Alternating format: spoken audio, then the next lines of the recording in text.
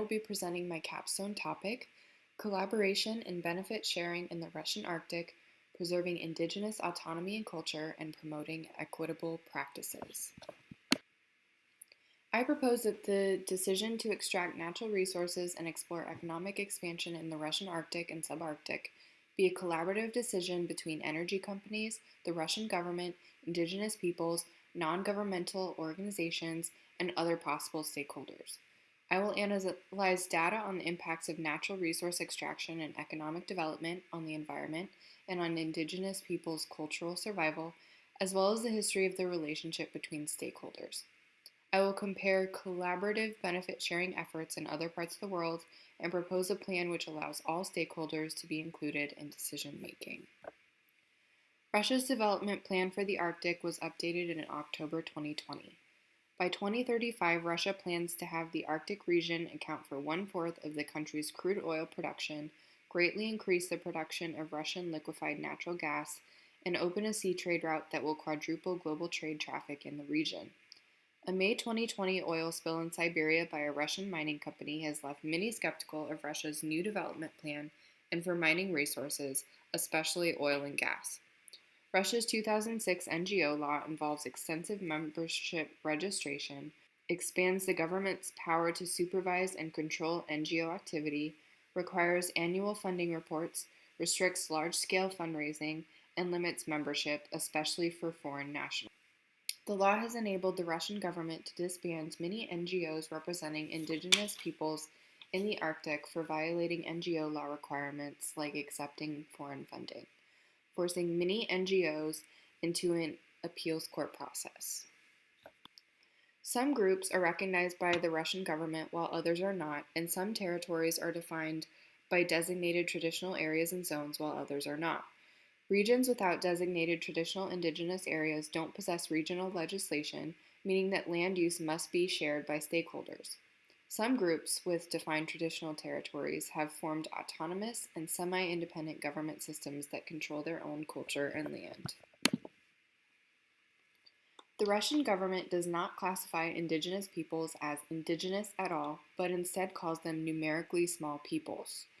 A recent decree allows the Federal Security Service to keep a close eye on registered indigenous groups, reportedly to prevent religious and nationalist extremism. These sentiments lead to indigenous mistrust of the government and set a precedent for how other government agencies and Russian corporations deal with indigenous groups. Some companies are foreign subsidiaries and partnerships, although foreign-owned companies are fairly rare in the Russian Arctic. Most mining and energy companies in the region are either state-sponsored or are private Russian-owned corporations. Non-governmental organizations, or NGOs, are organizations that are not government-sponsored organizations. Russia has stringent laws that restrict NGO membership and power. Many NGOs supporting indigenous peoples have been shut down in recent years. Other NGOs include regional organizations that unite various indigenous groups within a region. Other stakeholders could include foreign governments, the Arctic Council, international organizations like the World Wildlife Fund and the United Nations who have environmental and human rights concerns about Russian resource extraction. Finally, scientists, anthropologists, and activists have an invested interest in what goes on in the Russian Arctic, paying close attention to issues like global warming, emissions, human rights, indigenous rights, and cultural preservation. These are the case studies that I looked at. They explore if the competing interests of different stakeholders can be more balanced through benefit sharing, examine the ethnography of the acceptance of a pipeline by indigenous groups in Siberia, explain the complexities of benefit sharing in Alaska, and examine the conflicting interests of indigenous peoples and oil companies in a Russian nature park in Siberia.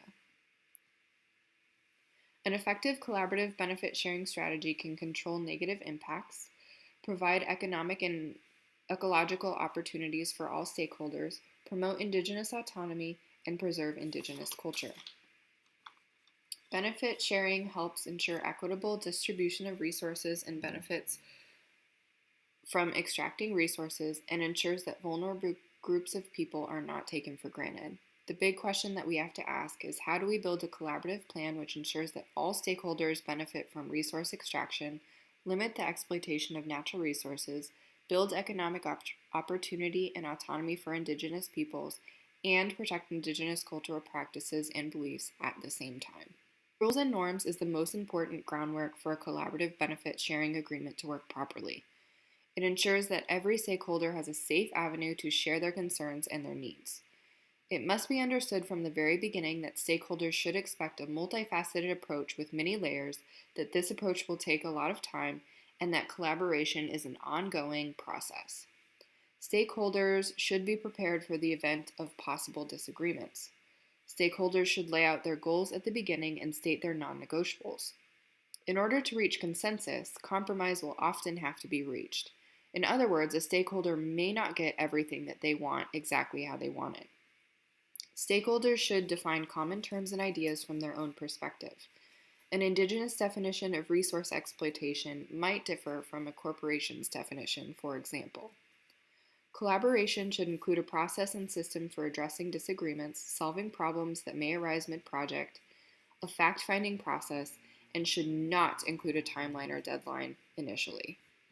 To gain trust, companies should develop procedures and formal documents and agreements that state their intent to follow global standards of protecting Indigenous rights set by international organizations like the UN. Note that not all Indigenous groups have cultural practices of writing down or signing agreements, and some are even against them. However, this can help companies to hold themselves accountable.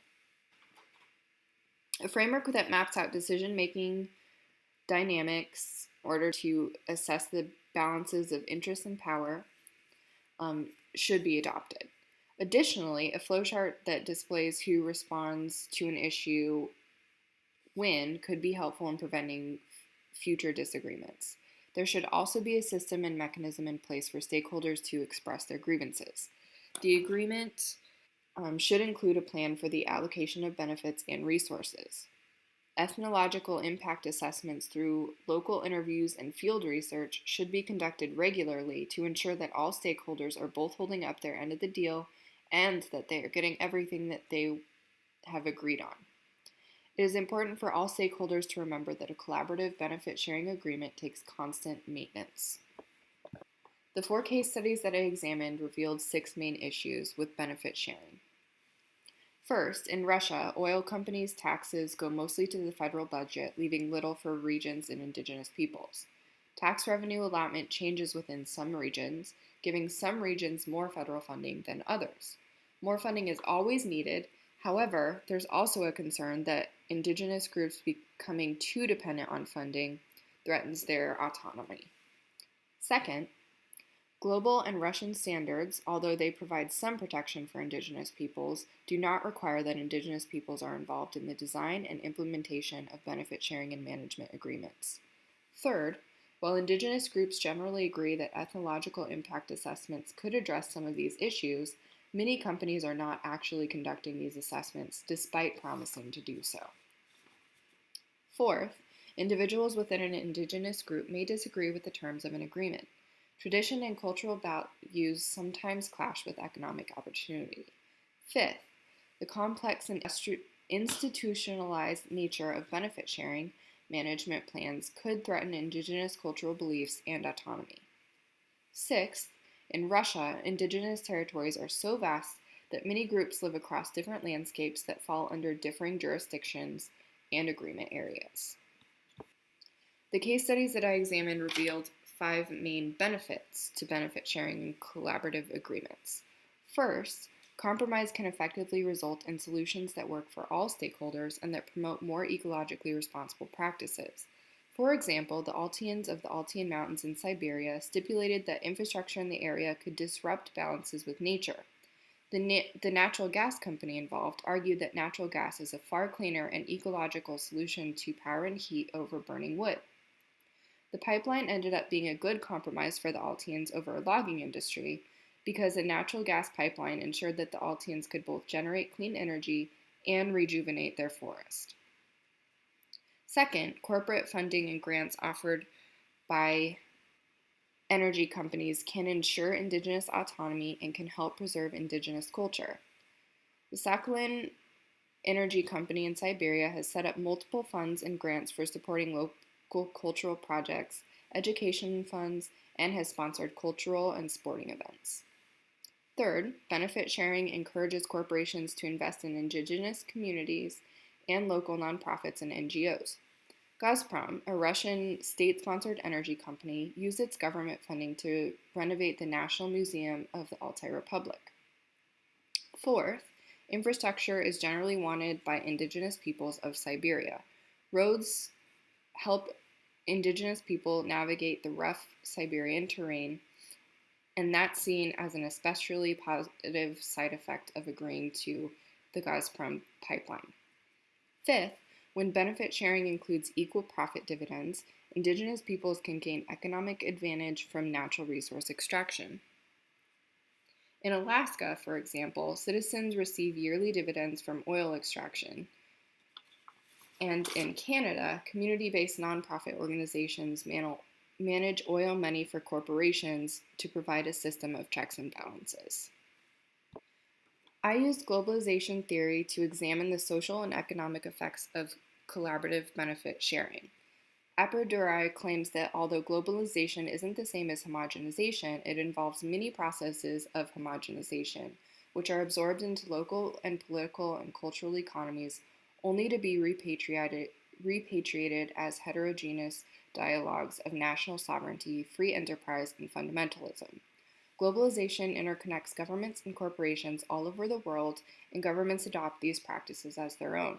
Although there are few international companies within the Russian oil industry, and although Russia works hard to exclude outside companies in many ways, homogenization is absolutely occurring, and Russia is planning to become a major global oil exporter in the coming decade. Tysiachniouk said that global standards especially are likely to shape benefit sharing when they provide leverage for local actors to put pressure on transnational corporations for more equitable outcomes.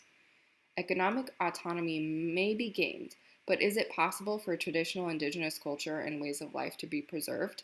This is why effective collaboration is so important.